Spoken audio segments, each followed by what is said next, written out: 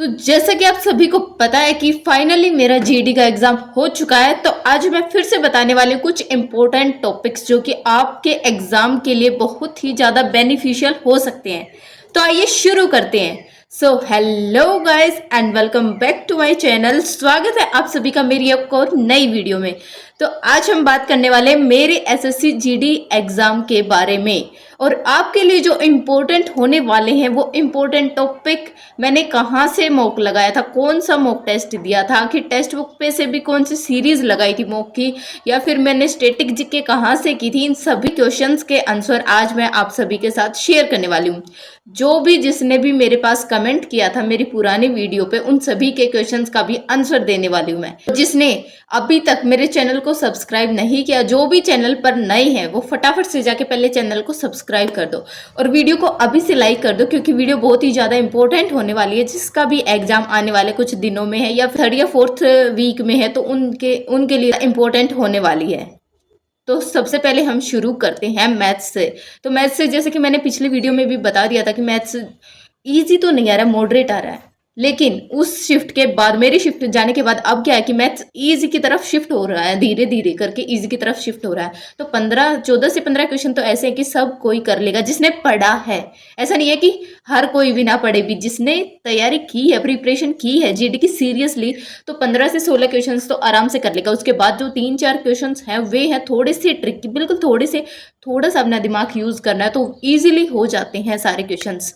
ज़्यादा घबराने की कोई भी बात नहीं है। तो मैथ्स ईजी आ रहा है।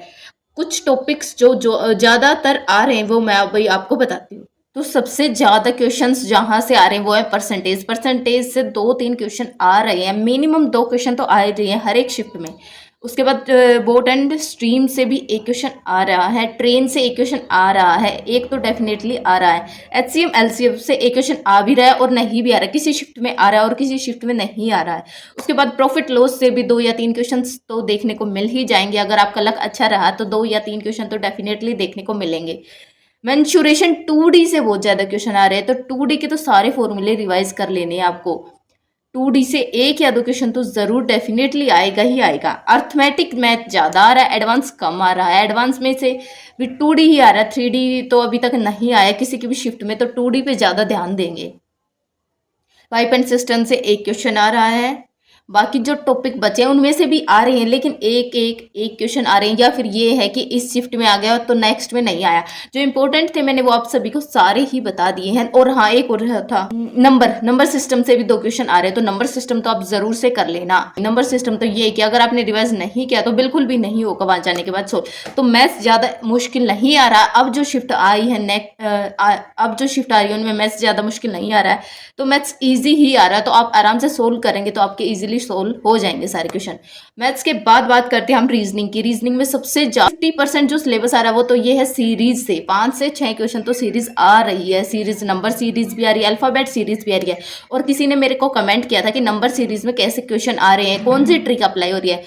तो नंबर सीरीज में डबल डिफरेंस भी लग रहा है और स्क्वेयर वाला भी लग रहा है कि स्क्वेयर का डिफरेंस है या फिर स्क्वेयर एड अप हो रहा है। मतलब स्क्वेयर क्यूब वाली दोनों ही ट्रिक लग रही है और डबल डिफरेंस वाली भी लग रही है। उसके बाद उसकी अल्फ़ाबेट सीरीज़ की बात कर रहे थे, तो कैपिटल अल्फ़ाबेट सीरीज़ भी आ रही है और स्मॉल अल्फ़ाबेट सीरीज़ भी आ रही है। दोनों टाइप के अल्फ़ाबेट सीरीज़ आ रही है, उसके साथ नंबर सीरीज़ भी आ रही है। तो नंबर सीरीज़ तो आप सारी ही करके जाना डेफिनेटली।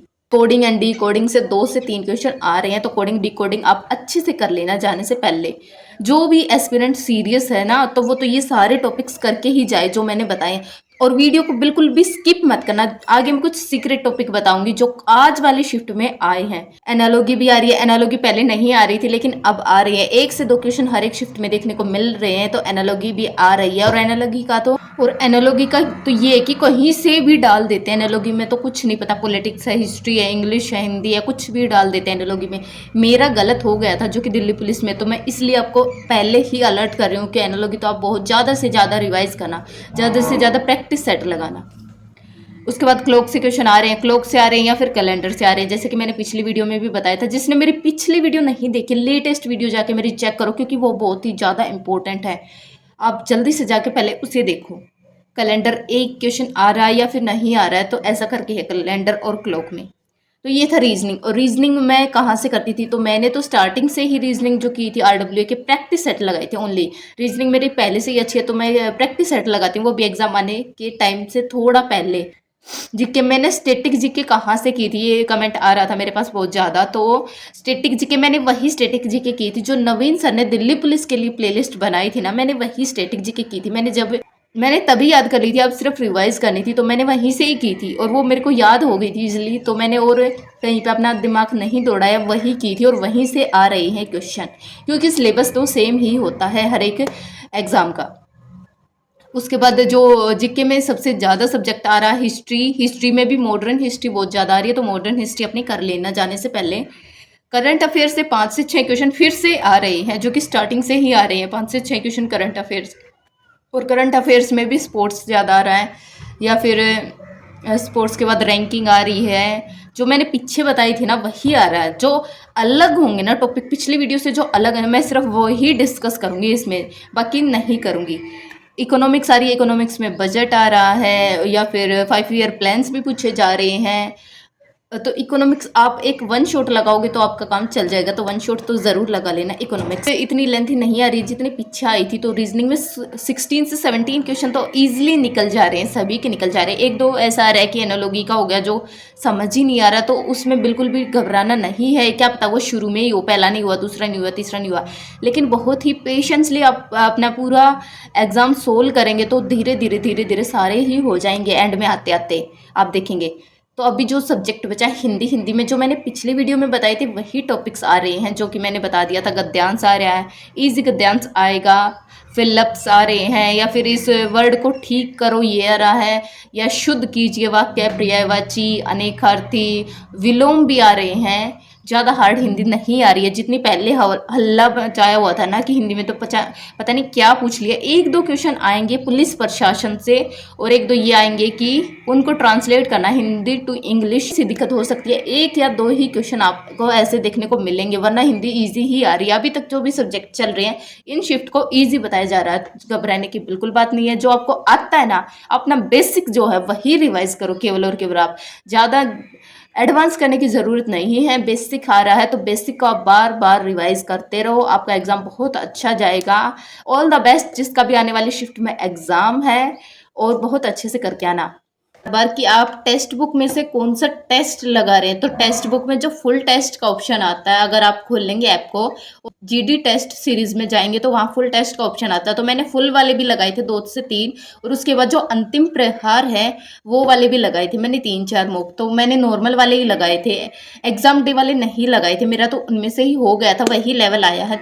ज़्यादा घबराने की ज़रूरत नहीं है। अगर आप चाहें तो 1-2 एग्जाम डे वाले भी लगा सकते हैं, बाकी मैंने तो यही लगाई थी। और मैं स्क्रीनशॉट भी डाल दूंगी साथ में कि यहाँ मिलेंगे, वो आप जाके वहाँ से चेक कर सकते हैं। तो आज की वीडियो में इतना ही। आई होप आपको मेरी वीडियो अच्छी लगी होगी। वीडियो को लाइक कर दो और चैनल को सब्सक्राइब कर दो, क्योंकि उससे मेरा भी कॉन्फिडेंस बिल्ड होता है और मैं आपके लिए ऐसी वीडियो आगे लाती रहूँगी। मिलते हैं नेक्स्ट वीडियो में, तब तक के लिए bye bye and Radhe Radhe.